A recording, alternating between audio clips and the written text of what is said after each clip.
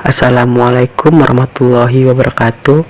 Kali ini saya akan menjelaskan bagaimana cara menyusun atau membuat jurnal resep atau jurnal praktikum. Oke, jadi sebelum mulai saya akan menjelaskan dulu apa saja komponen-komponen yang harus ada pada jurnal resep. Yang pertama adalah kelengkapan resep. Yang kedua, monografi bahan atau uraian bahan. Yang ketiga adalah perhitungan dosis yang dilakukan jika pasien belum dewasa ya. Kemudian ada perhitungan bahan. Selanjutnya ada cara pembuatan atau langkah-langkah pengerjaan. Terus ada etiket. Jadi komponen-komponen tersebut harus ada pada jurnal. Sebenarnya itu tidak mutlak ya, tergantung guru pembimbing atau guru kalian yang memberikan tugas. Ada beberapa guru yang hanya ingin kalian mencari kelengkapan atau ingin mencari dosis saja gitu ya. Tapi saya akan jelaskan semuanya di video ini. Oke, baiklah, saya akan memberikan kalian satu buah contoh resep ya, yang akan menjadi acuan kita di video ini. Pertama, kelengkapan. Kita lihat resep tersebut. Kelengkapan meliputi beberapa komponen lagi. Yang pertama adalah informasi dokter. Nah, informasi dokter itu apa saja sih? Pertama, nama dokter. Lihat resep ini. Dokter Setia R. Itu sudah ada ya nama dokternya. Kemudian nomor izin praktek. Di resep ini tidak punya nomor izin praktek, berarti tidak ada. Apa yang harus dilakukan seorang farmasis jika suatu resep tidak lengkap, yaitu mengkonfirmasi dokter yang bersangkutan ya, karena ini tidak boleh diabaikan ya sebenarnya. Ini berkaitan dengan administrasi. Kemudian alamat dokter tersebut praktek. Di sini sudah tercantum Martapura, tapi sebenarnya kurang lengkap ya, ini harus lebih jelas. Kemudian ada inskripsio. Yang kedua, yang pertama tadi informasi dokter, yang kedua inskripsio. Apa itu inskripsio? Inskripsio adalah tanggal penulisan resep. Jadi harus tercantum di resep tersebut. Nah, lihat resep ini. Di resep ini tidak tercantum tanggal penulisan resepnya. Berarti harus konfirmasi ke dokter atau kita telepon dokternya ya. Selanjutnya, setelah inskripsio ada invokasio. Invokasio itu tanda R di setiap penulisan obat ya. Kalau kalian perhatikan itu setiap obat, coba lihat, pasti ada tanda R dan garis miring ya di bagian kiri obatnya, itu namanya invokasio. Itu R dan tanda miring tersebut adalah salah satu komponen pelengkap resep, jadi jangan diabaikan, karena R ini sendiri sebenarnya memiliki arti. Artinya adalah ambillah ya. Jadi ambillah, misalnya ambillah paracetamol gitu. Jadi bukan tidak ada arti ya, sebenarnya ada artinya, makanya dia harus ada di satu resep. Kemudian setelah invokasio, yang keempat ada ordonasio atau preskripsio. Ordonasio atau preskripsio adalah nama obat, bahan atau zat aktif yang digunakan dalam resep beserta kekuatan dan jumlah yang dipakai. Jadi dia harus memiliki kekuatan juga selain nama obatnya. Di sini contohnya ada asetosal 0,8. Nah, coba kalian lihat di sini, ada yang aneh nggak? Mungkin kalian yang baru-baru masuk farmasi itu bingung ya, kenapa 0,8 tidak ada keterangannya. Kalau kayak CTM ini kan 20 mg, ada keterangan miligram atau gramnya, sedangkan asetosal hanya 0,8. Nah, jika dalam satu resep salah satu bahan atau zat aktif yang tidak memiliki keterangan gram atau miligramnya, itu berarti dia gram ya, kayak seperti ini. 0,8 nggak ada keterangannya kan, itu berarti anggap saja gram. berarti 800 mg atau 0,8 gram. Oke, setelah ordonatio atau prescriptio ada signatura atau cara penggunaan. Ya, di sini sudah tercantum. Oh iya, signatura ini bukan hanya signatura ya, tapi semua yang ada pada resep ya, semua yang ada pada resep itu biasanya menggunakan singkatan bahasa Latin ya. Hampir semua resep itu menggunakan singkatan bahasa Latin. Contohnya ini adalah miscevac legi actis pulveris numero 10. Ya, artinya buat dan campurlah menurut aturan pulveris nomor 10. Artinya di sini artinya disuruh membuat pulveris menurut aturannya dibuat sebanyak 10. Kemudian yang aturan pakainya signa ter dedie pulveris 1, artinya dalam satu hari pasien harus meminum, ter itu 3 ya, T itu menandakan artinya 3. Artinya dalam satu hari pasien harus meminum obat sebanyak 3 kali. Dan setiap kali minum itu sebanyak 1 puyer atau 1 pulveris. Begitu ya. Jadi saran saya sebelum kalian menonton video ini, kalian harus familiar ya dengan singkatan-singkatan bahasa Latin ini, karena setiap resep itu pasti menggunakan bahasa Latin, singkatan bahasa Latin. Kalau kalian bingung dengan singkatan bahasa Latin, kalian bisa cari di Google ya. Banyak sekali website yang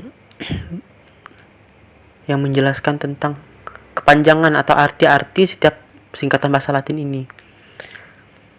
Oke, selanjutnya setelah signatura ada subscriptio. Apa itu subscriptio? Subscriptio adalah tanda tangan dokter. Tanda tangan dokter. Nah, di resep ini tidak terdapat tanda tangan dokter. Berarti yang harus dilakukan adalah konfirmasi ke dokternya. Kemudian setelah subscriptio harus ada identitas pasien, tentu saja. Nah, di sini tertera nama pasiennya itu Januar dan usianya 12 tahun.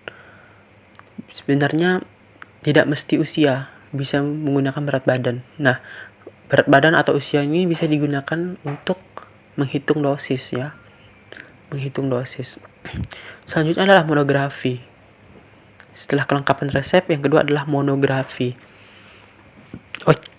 Oh ya, maaf. Sebelumnya kelengkapan resep ini kalau menurut saya yang lebih mudah, kalian bisa tulis seperti ini di jurnal kalian ya, seperti ini, atau kalian bisa menggunakan dalam bentuk tabel biar lebih memudahkan. Oke, kita lanjut ke monografi. Monografi atau uraian bahan itu bisa kalian cari ya, contohnya kayak gini. Ada nama resminya, terus ada nama resmi, selain nama resmi ada nama kimianya seperti apa gitu ya. Ini banyak sekali di internet, kalian bisa cari atau carinya di Farmakope, itu ada ya pasti ya. Oke, selanjutnya kita lanjut langsung aja ke perhitungan dosis. Nah, untuk perhitungan dosis, karena di resep ini yang tertera adalah usia, maka kita menghitung dosis berdasarkan usia pasien.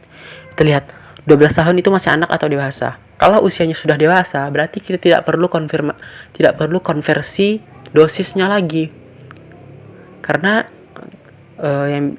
yang sudah tertera di Farmakope itu biasanya sudah dosis dewasa. Jadi kalau pasiennya sudah dewasa, tidak perlu dikonversi lagi. Tapi jika pasiennya belum dewasa, kita berarti harus melakukan konversi berdasarkan usia. Ya, di resep itu usianya 12 tahun. Nah, untuk perhitungan dosis berdasarkan usia, ada 2 rumus yang dipakai. Yang pertama adalah rumus Young. Rumus Young itu untuk pasien yang umurnya di bawah 8 tahun. Rumusnya adalah N per N ditambah 12 dikali dosis dewasa. N itu apa? N itu adalah usianya. Contoh, jika pasien berumur 6 tahun, berarti tinggal kita masukkan rumus. 6 ditambah 12 dikali dosis dewasa. Nah, dosis dewasa itu gimana? Dosis dewasa itu biasanya sudah tertera di referensi. Jadi untuk dosis maksimum dewasa itu sudah tertera di referensi. Banyak sekali ya, seperti di Farmakope 3 itu sudah tertera. Atau kalian bisa cari di internet. Ya, banyak sekali itu sudah ada di referensi ya pasti ya. Di Farmakope Belanda juga ada referensi untuk dosis-dosis maksimal dewasa. Nah, selanjutnya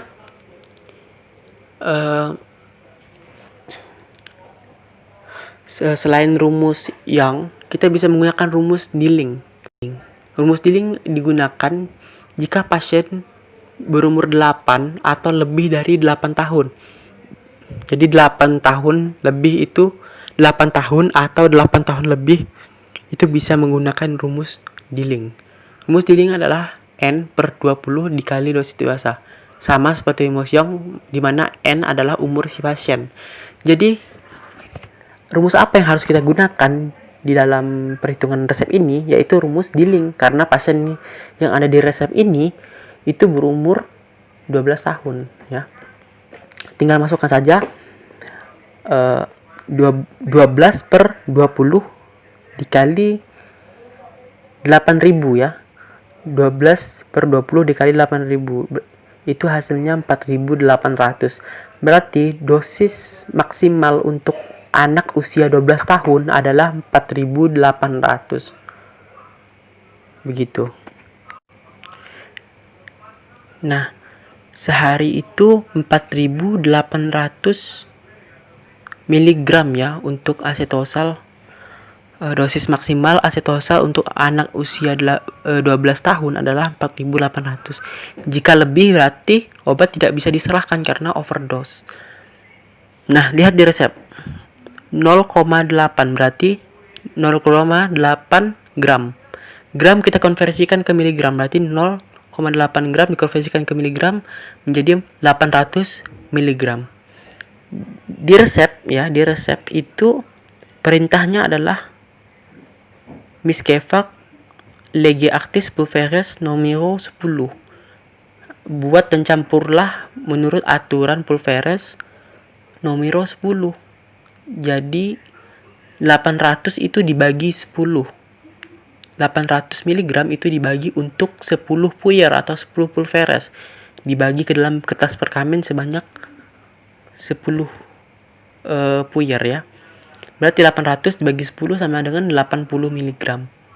Berarti tidak 80 mg dan 80 mg itu dikali 3 karena dalam sehari penggunaannya sebanyak 3 kali ya. Berarti 80 dikali 3 ya 80 kali 3 240 mg dalam sehari. Berarti tidak overdose ya.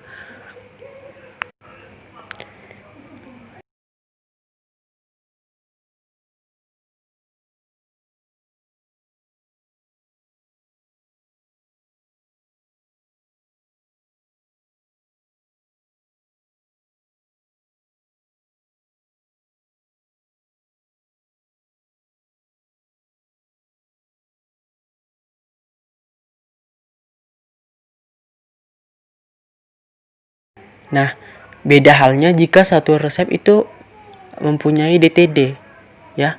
Jika kalian sering lihat resep itu ada yang namanya DTD, data last doses.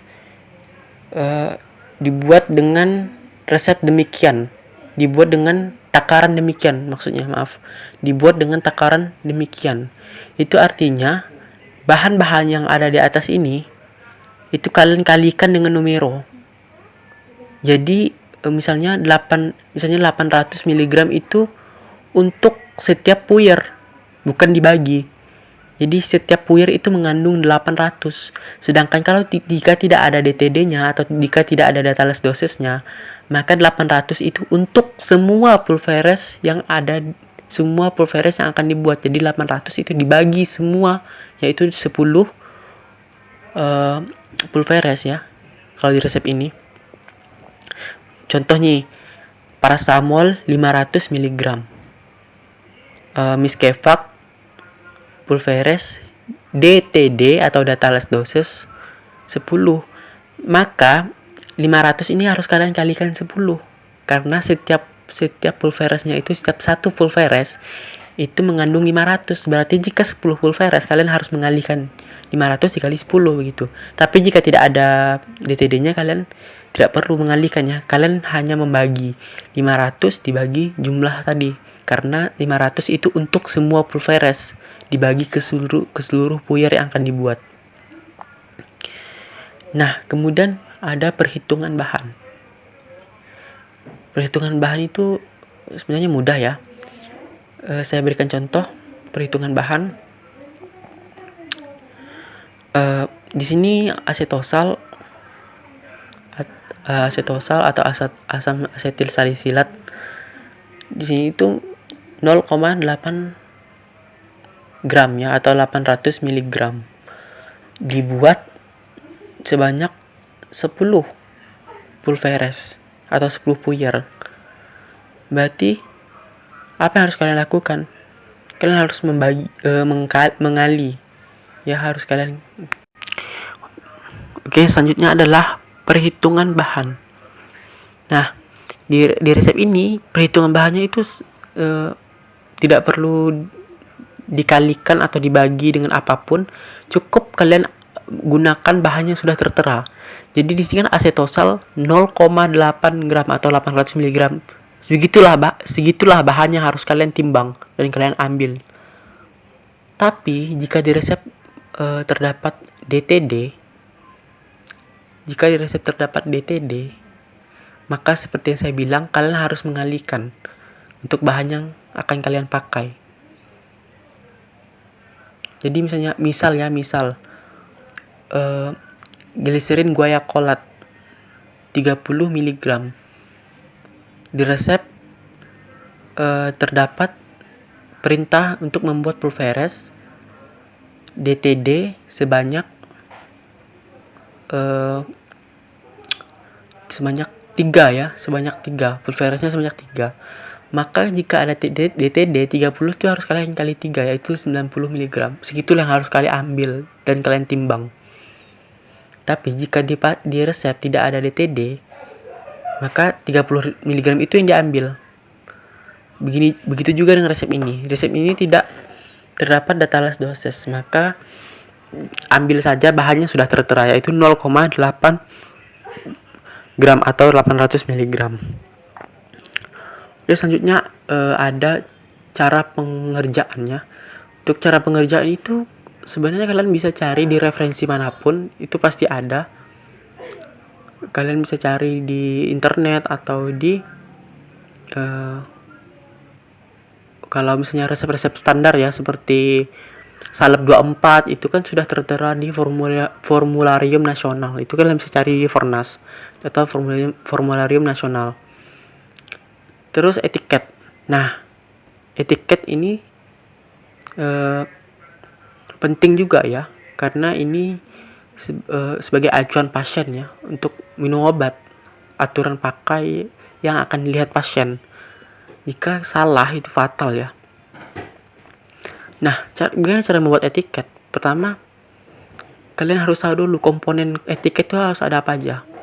Ya. Komponen etiket itu harus ada apa aja. Kemudian untuk aturan pakainya kalian bisa lihat di signaturanya. Seperti yang saya jelaskan tadi. Di sini signaturanya ester DDY pulveres 1. Artinya dalam sehari harus diminum sebanyak 3 kali. Setiap minum itu 1 pulveres. Jadi dalam sehari berarti dalam 1 hari dia tuh meminum 3 puyer ya. Karena sehari harus meminum 3 kali 1 puyer. Ya, jadi kalian bisa tulis di etiket 3 kali 1 pulveres atau sehari 3 kali 1 pulveres untuk lebih jelas ya. Oke, sekian video saya kali ini. Semoga dapat dimengerti. Jika ada pertanyaan mohon ditanyakan di kolom komentar. Sekian, wassalamualaikum warahmatullahi wabarakatuh.